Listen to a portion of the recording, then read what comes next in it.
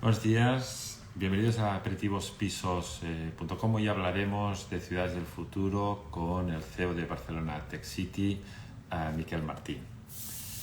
Empezaremos, vamos a poner aquí un comentario. A ver, vamos a ver.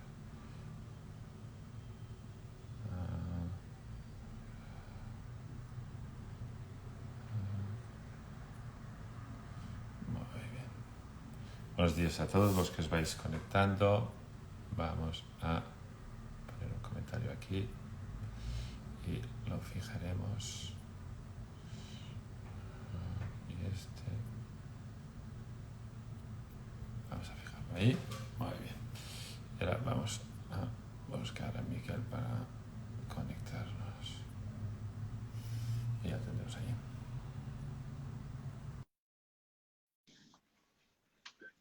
Buenos días a los que os vais conectando. Vamos a ver si... Hola, buenos días, Buenos Miquel, ¿cómo días, estás? buenos días. ¿Qué Buenos días, tal? ¿cómo estás? Muy bien, ¿y tú?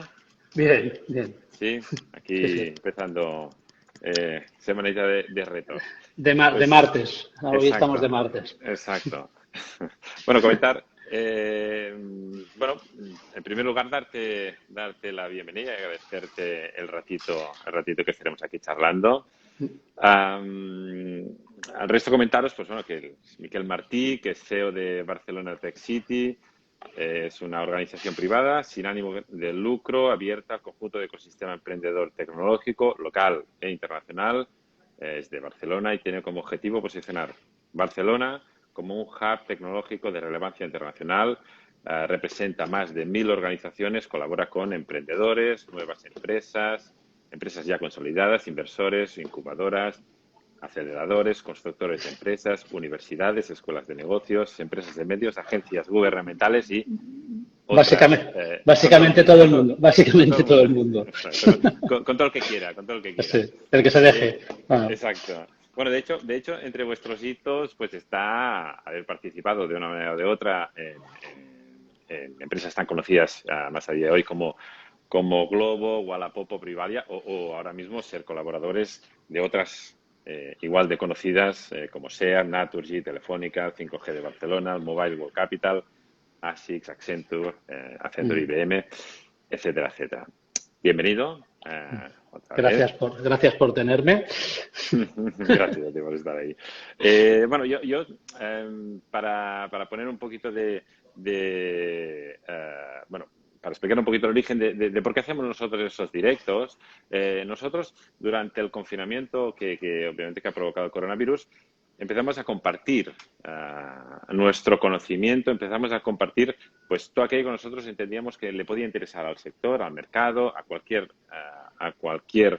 persona, fuera profesional, de cualquier tipo. Y a partir de aquí nosotros hemos montado algo recurrente de lo cual, pues bueno, pues ahí seguimos y estamos bastante contentos. Esto lo comento porque obviamente es un impacto que ha tenido en nosotros y en nuestra actividad el coronavirus. Empezamos a hacerlo esto a partir del coronavirus, etcétera. El coronavirus en Pisos.com ha tenido otros efectos, que ha sido pues un aumento muy importante de ya no solo de la audiencia, sino también del contenido y de cómo se han relacionado estos usuarios que tenemos en nuestro portal con los anuncios, etcétera, etcétera. Ha habido cancelaciones, obviamente, la primera que tuvimos ahí fue la del Mobile World Congress, que fue, digamos, lo que encendió las alarmas. Y por otro lado, hoy empieza el Barcelona New Economy Week, que es, digamos, pues una alternativa, es una alternativa a todo lo que habíamos vivido hasta la fecha. Después de toda esta introducción, Miquel, pues lo que te quería preguntar es cómo el coronavirus ha afectado a todo este entorno tecnológico y a nosotros como ciudadanos en general. ¿Cómo lo ves tú? A ver, yo te diría, de cara más como ciudadanos en general, pues todos lo hemos vivido desde un confinamiento al cual no estábamos acostumbrados y que ha conllevado un cambio de hábitos importante, es decir, desde el trabajar de una manera distinta, el tener adecuado.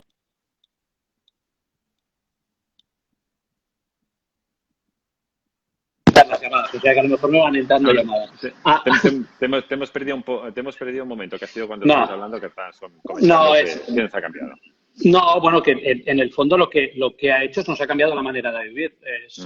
Hemos descubierto que somos más débiles de lo que nos pensábamos y que somos más frágiles y que nuestra situación en el fondo puede cambiar de un momento al otro. Nos ha cambiado la manera de cómo vivimos y de cómo trabajamos. Nuestro trabajo de repente se ha mezclado mucho más con nuestra vida diaria. Nos hemos visto forzados a habilitar nuestras casas como si fueran despachos.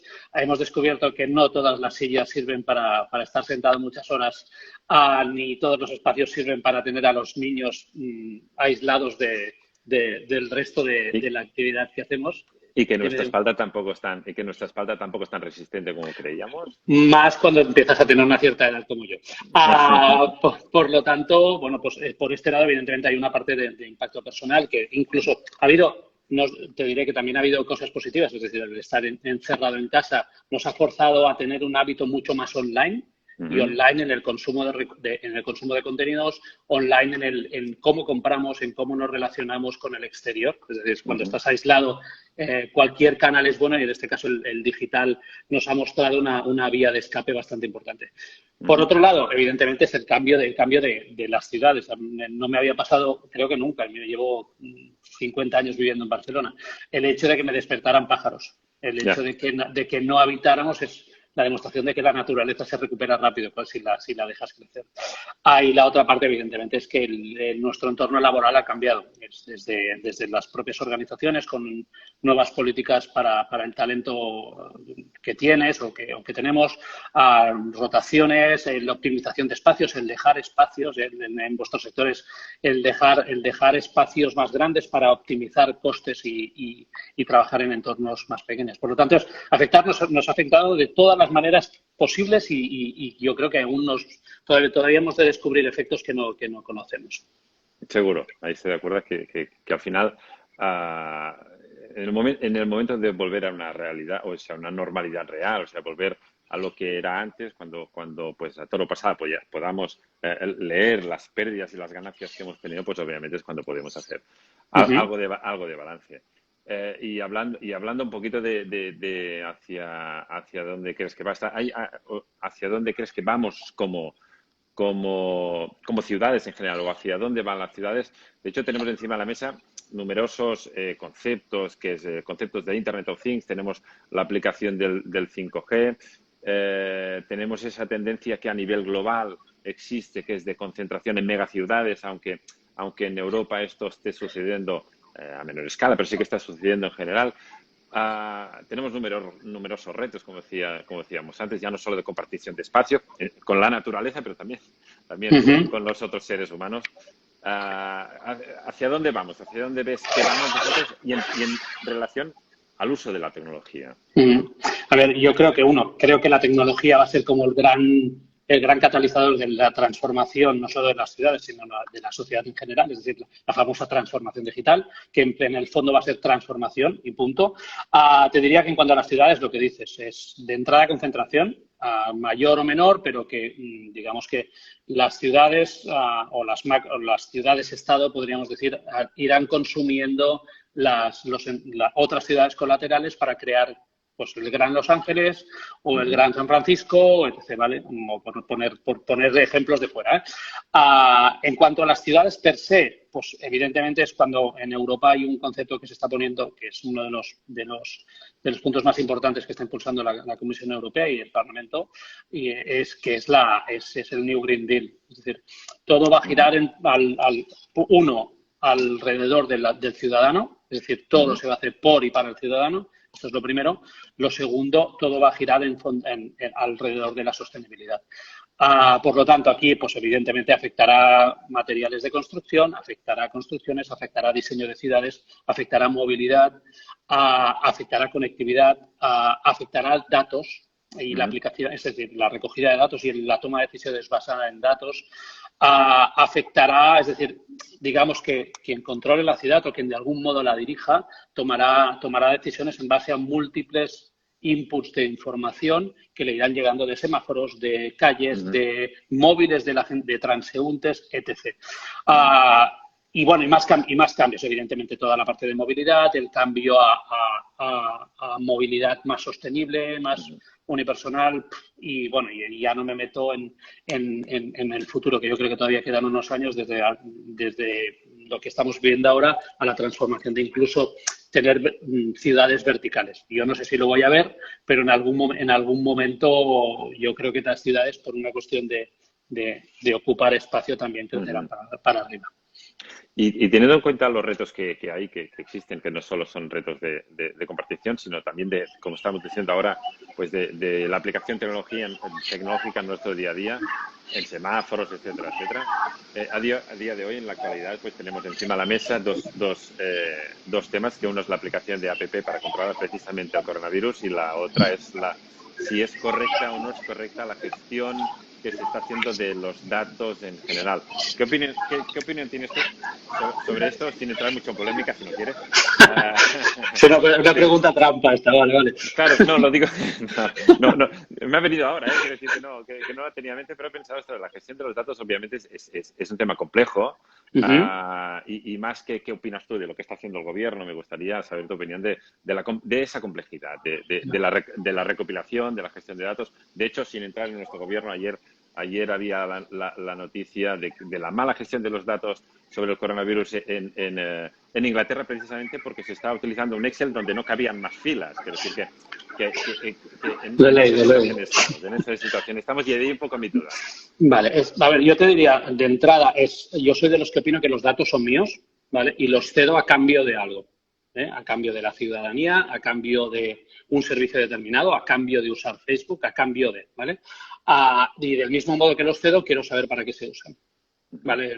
De hecho, es la dinámica que de nuevo, Europa en este caso sobre todo está liderando el camino en cuanto a el control que hacen del uso de datos, sobre todo las grandes corporaciones tecnológicas, pero en este caso yo soy partidario de ser consciente que cedo los datos, es decir, es un intercambio, ser consciente de que cedo los datos a cambio de algo, ¿vale? Y más allá de lo que yo conceda, no debe pasar. Esta es mi opinión. Respecto a lo que dices de los datos, en el fondo lo que no estamos, y mira, que apuntes a Inglaterra, que en este caso yo creo que están un poco más avanzados que nosotros en la adopción de tecnologías cuando se trata de dirigir un país, te diría que es que en todas partes cuecen habas. Nadie está del todo preparado para asumir una transformación digital donde necesitas escalar a tales niveles que te pasa lo del Excel. O sea, es que es tan bruto como esto. Es decir, para poder escalar necesitas ser previsor y tener toda la infraestructura y todos los servicios creados de tal modo que esto te lo permitan implementar. Claro. El coronavirus lo que ha hecho es, muchas veces hablamos del coronavirus como catalizador de la transformación digital. En este caso, la catalización ha sido explosiva. Y pasa esto, hay accidentes. Vale. Y en relación a estos cambios, vosotros que en Barcelona Tech City pues también estáis, hay empresas que están relacionadas con vosotros dentro de vuestro entorno, empresas del sector inmobiliario, y precisamente el sector inmobiliario del que procedemos nosotros es un sector al que le ha costado mucho moverse. Es un sector en el que históricamente pues los CRMs de gestión o los portales inmobiliarios fuimos disruptivos ya hace unos cuantos años, y a día de hoy pues tenemos todo lo que son las PropTech que lo están siendo o intentan serlo, pero se están presentando, todo el mundo de la PropTech se está presentando como una contraposición al modelo clásico de la comercialización de una agencia inmobiliaria clásica. Tú que estás en contacto con un abanico mayor, tú que estás con un foco un poco más amplio de lo que es la aplicación tecnológica, ¿cómo ves el sector inmobiliario? Buena pregunta. Yo te diría, de entrada, para nosotros, evidentemente, es uno de los sectores importantes de los que tienen todavía pendiente muchos deberes para transformarse. Por lo tanto, es tan importante como que hemos creado un grupo de trabajo única y exclusivamente dirigido al PropTech, ¿vale? Por lo tanto, desde Barcelona Tech City creemos que con la aportación tecnológica y la aportación de plataformas y de clasificados como sois vosotros y otros, seguramente se puede hacer una contribución tecnológica para que el sector, que tiene un legacy importante, se transforme. Leía en algún lado, también para dimensionarlo, porque es bastante importante, las cifras que hablamos a nivel de inversión en PropTech en la última década más o menos se ha invertido 30 billones de dólares, ¿vale?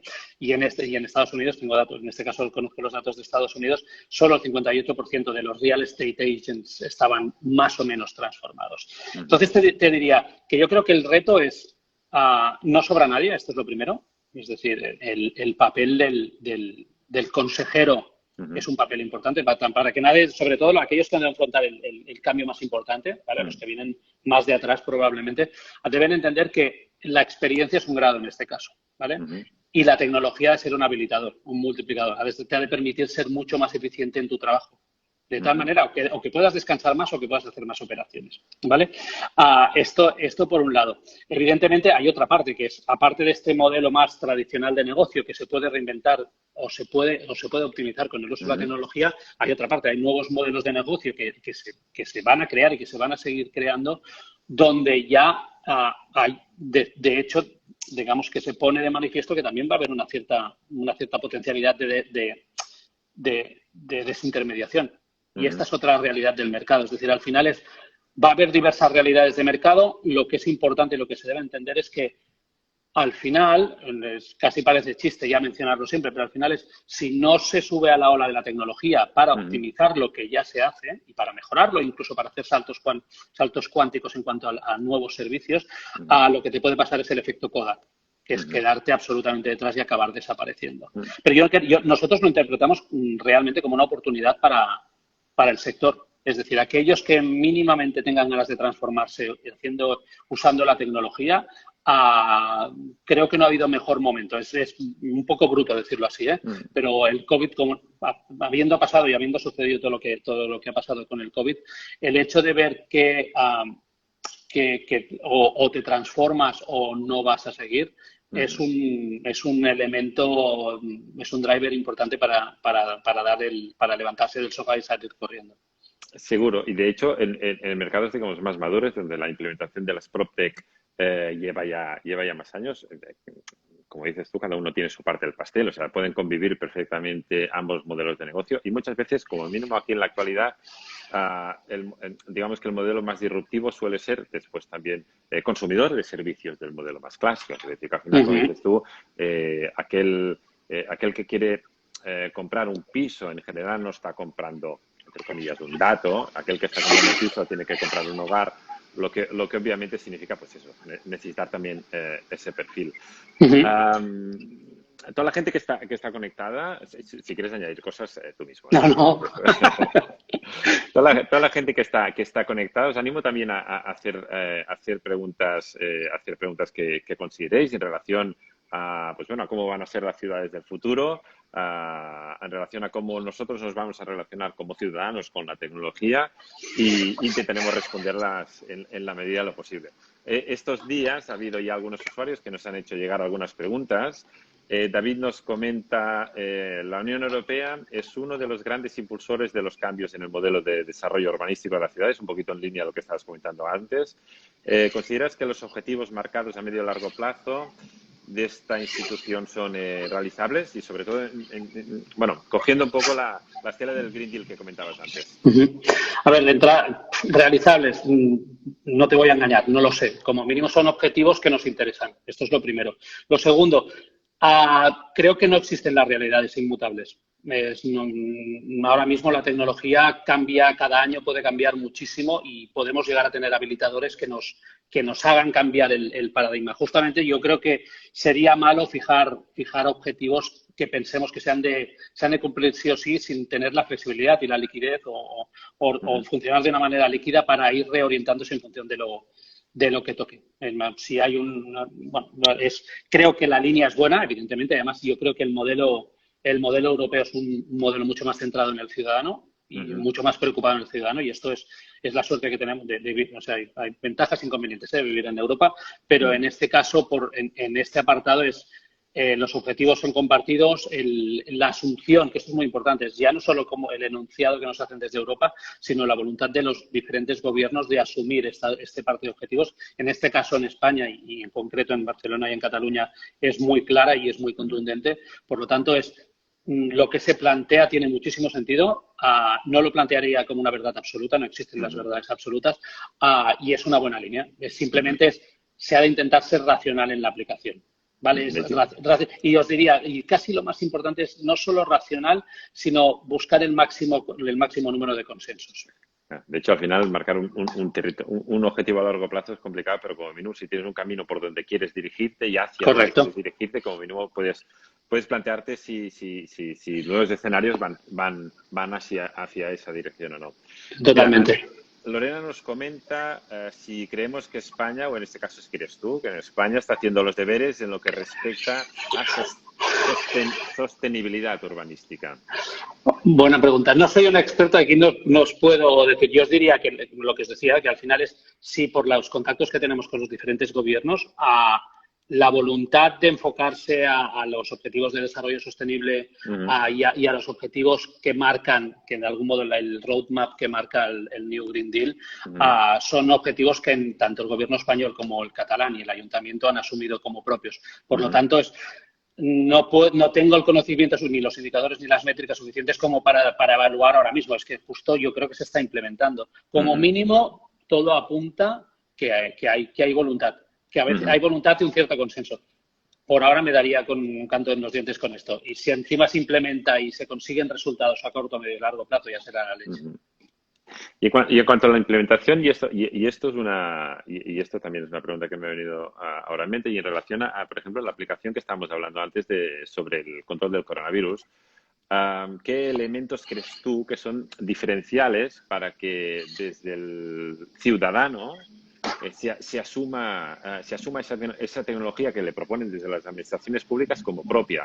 Estamos hablando aquí, por ejemplo, que la implementación ahora mismo, sobre todo en Barcelona y sobre todo en Madrid, que obviamente es donde más interesa, es relativa, y en cambio, pues tenemos otros ejemplos, digamos, en Asia, y no estoy hablando de China, sino estoy hablando, por ejemplo, de Hong Kong, etcétera, etcétera, donde al haber ya un histórico sobre pandemias se ha asumido como propia más rápidamente esta tecnología. ¿Cómo crees tú que desde las administraciones públicas pueden hacer ese trabajo? A ver, no te diría, no voy para no meterle todas las piedras en la mochila de la administración pública, que tienen su parte también. Yo de entrada empezaría por la parte de la autorresponsabilidad. Okay. ¿Vale? Que esto para mí es el primer paso y primordial. Es decir, ya no solo lo que te pueda pasar a ti, sino lo que le pasa al que tienes al lado. Te pongo un ejemplo. Yo hace más de un mes que no veo a mis padres, porque no soy capaz de tener una reunión donde haya más de 6 personas, ¿vale? Cuando veo a mis padres. Entonces, este ejercicio, el hecho de saberse asintomático, esto también porque digamos que dentro de Barcelona Tech City hay una parte muy importante en temas de salud, y hemos trabajado mucho con la Consellería de Salud de la Generalitat, y lo que nos han trasladado sobre todo es hay un cierto comportamiento no especialmente bueno en cuanto a conocer que eres asintomático o que estás pendiente de un PCR y exponerse a grandes multitudes. Por lo tanto, yo te diría, empezaría por un cierto grado de responsabilidad. El segundo, y ya volviendo a la parte de las administraciones, datos. Y sobre todo, no ir dando bandazos. Genera el ir dando bandazos, el no tener, el dejar, yo te diría, la política de un lado, para dar espacio a los científicos, a los que realmente saben, debería ser el acto de generosidad que todos, no solo los ciudadanos, sino también las administraciones públicas deberían hacer. Al final es un mundo de expertos y la gente que sabe llevar buenos equipos se rodea de los mejores en los ámbitos a los que se quiere dirigir. Lo que toca es rodearse de los mejores científicos, de aquellos que tengan conocimiento en pandemias y, evidentemente, hacer caso a pies juntillas. Intentar, y aquí sí que intentar trasladar esta responsabilidad a los ciudadanos de los cuales te han votado. Por lo tanto... De hecho, obviamente, somos todos corresponsables de si la pandemia avanza más o avanza menos. Obviamente. Totalmente. Mira, Andrés nos comenta... Madrid y Barcelona son dos de las ciudades que están moviéndose hacia lo que se consideran ciudades del futuro, pero muchos de los proyectos impulsados por sus gobiernos municipales se han puesto en entredicho. ¿Qué opinión tenéis al respecto? Buena pregunta. Yo te diría, de entrada, para poder implementar planes de futuro a largo plazo, lo primero que se debe buscar es consensos. ¿Vale? Es decir, tú puedes tener una visión de cómo debería ser la ciudad, pero recordemos que nos movemos en ciclos de 4 años. Los ciclos de 4 años son muy malos para la implementación de políticas porque en función de de las líneas de continuidad y los turnos políticos, las aproximaciones a los problemas son muy, muy distintas, o más liberales o más controladas.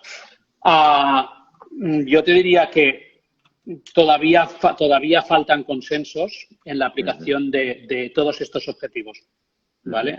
Es lo que te puedo responder. Se hacen intentos, pero algunos son más ordenados, es decir, como mínimo la realidad que conozco más, que es la de Barcelona, sí que hay un objetivo de convertirla en una Smart City, ¿vale? Se han ido haciendo esfuerzos, después se planean proyectos que potencialmente podrían funcionar bien, pero sin este grado de consenso, sin esta visión más a largo plazo apolítica y mucho más centrada en beneficio del conjunto de la ciudadanía, es difícil que acabe cuajando. Insisto, lo de los 4 años lo hace complejo. Es decir, requiere de un ente superior, que no sé qué nombre debe tener, que de algún modo ponga a todo el mundo...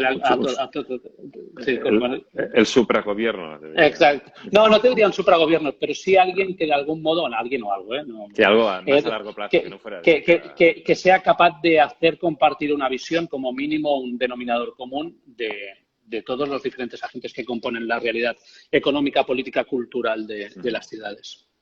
Y en cuanto a ciudades, en la aplicación en las ciudades en sí y la aplicación tecnológica, ¿qué proyectos destacarías? Por ejemplo, estabas hablando de Barcelona. En el caso de Barcelona estamos hablando del motosharing, es algo que ha cambiado, obviamente.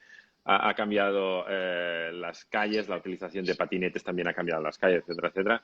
¿Qué proyectos destacarías tú? Así que dices, pues mira, ha habido estos 3 o 4 que yo diría son muy destacables, pues porque me han cambiado a mí y en general a la ciudadanía, a la vida, de una manera muy visible, porque obviamente hay muchas aplicaciones que son mucha gestión de datos, etcétera, etcétera, que es menos visible. Pero eso que dices, ostras, aquello que yo salgo a la calle, miro y dices, ostras, esto nos ha cambiado la vida para bien, a todo, y ha sido gracias al uso de la tecnología, ¿qué destacarías?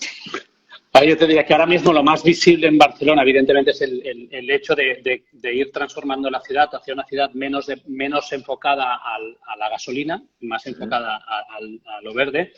De nuevo, aquí hablo de consensos, porque bueno, hay cosas que funcionan mejor, hay cosas que funcionan peor. Yo creo que en algún momento Barcelona se deberá trabajar mucho más el concepto de transporte público. He visto proyectos desarrollados por marcas automovilísticas como SEAT, que ya están dando un paso mucho más adelante en cuanto a su propio modelo de negocio, donde ya no solo hablan de la fabricación de coches, sino que hablan de la creación de software para soluciones urbanas. Pues conceptos como el bus on demand, es decir, el ser capaces de trazar rutas alternativas en función de la demanda en las paradas y optimizar es importante. Después, toda la parte de iluminación es un cambio importantísimo y va a tener un impacto muy importante en las ciudades. Solo el movimiento hacia el mundo LED tiene una relevancia importante. Y cosas que para mí deberían empezar a cambiar, es decir, y esto también lo ligo con el COVID. El COVID nos ha enseñado que seguramente no tenemos a nuestros pisos, nuestras casas donde habitamos, no están muy orientadas a que hagamos mucha vida dentro. ¿Vale? Es decir, seguramente los arquitectos y los urbanistas deberían empezar a pensar cómo deben evolucionar las ciudades que tenemos ahora en el caso que debamos pasar más tiempo en nuestros propios espacios donde vivimos. Bueno, de hecho, es que, claro, llevamos muchos años acumulados que tenemos los conceptos muy claros y muy separados de yo casa vivo, trabajo me voy y trabajo fuera, etcétera, etcétera. Quiere decir que al final que hacía algo de teletrabajo, pues poco a poco se habían ido implementando, pero como dices tú, pues hasta es ahora cuando tenemos que esos espacios quedan más diluidos y no hay una frontera marcada muy, muy clara, y ahí obviamente pues ha sido el teletrabajo ha sido uno de los impactos más importantes que hemos tenido. En relación al teletrabajo, ¿tú crees que en el momento en el que desconfinemos en general seguirá existiendo más o menos como está ahora? ¿Cómo ves el teletrabajo? Que entiendo obviamente que es es la aplicación de la tecnología en el día a día de las personas, ya que pocas cosas va a afectar más en nuestro día a día o va a impactar más en nuestra calidad de vida, como el teletrabajo o no. Vale, yo te diría, el primero, esto depende de vacunas. O sea, cualquier cambio será a partir de la vacuna para ver si generalmente se ha venido para quedarse. Yo te diría que no al 100%, porque creo que no. Es decir, yo soy de los que pienso que el contacto físico, la conversación informal, la conversación de café es una gran fuente de creatividad, ¿vale? Sobre todo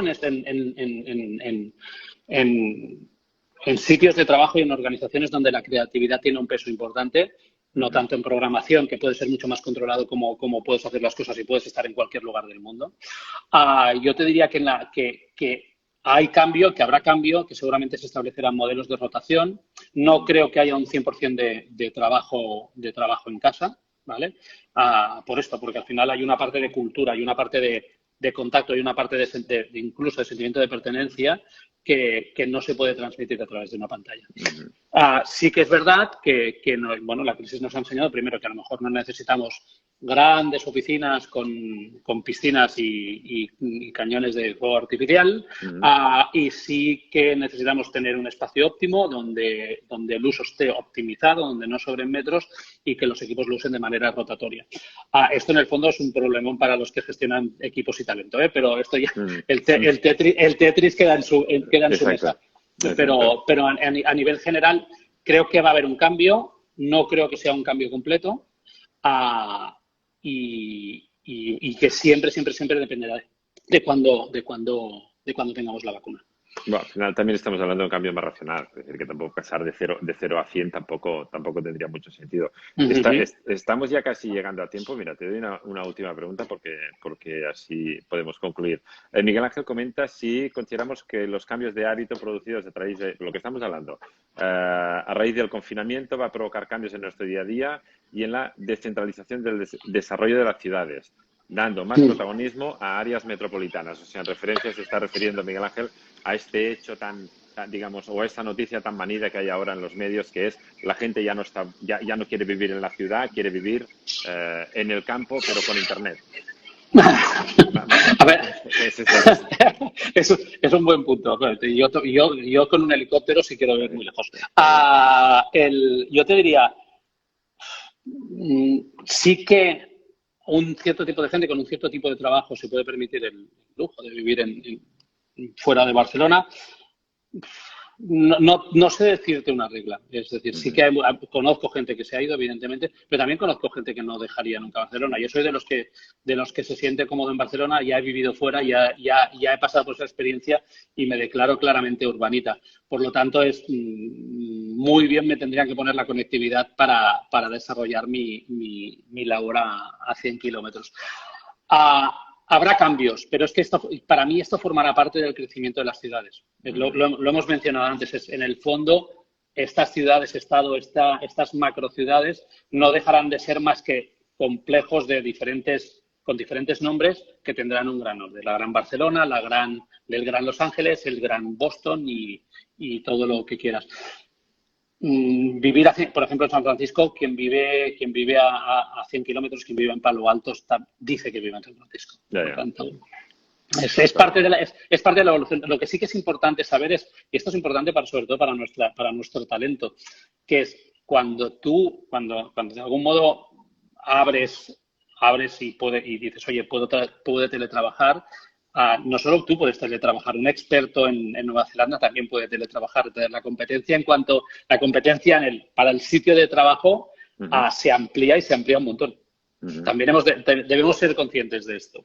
Con lo cual también es una manera que nos ayuda a todos a mejorar también, porque la competencia al final eso es lo que provoca. Correcto. Muy bien, Miquel. Oye, pues nada, estamos superando ya el tiempo en un minutillo. Agradecerte mucho por el rato que estás aquí. No sé si quieres decir algo por concluir. No.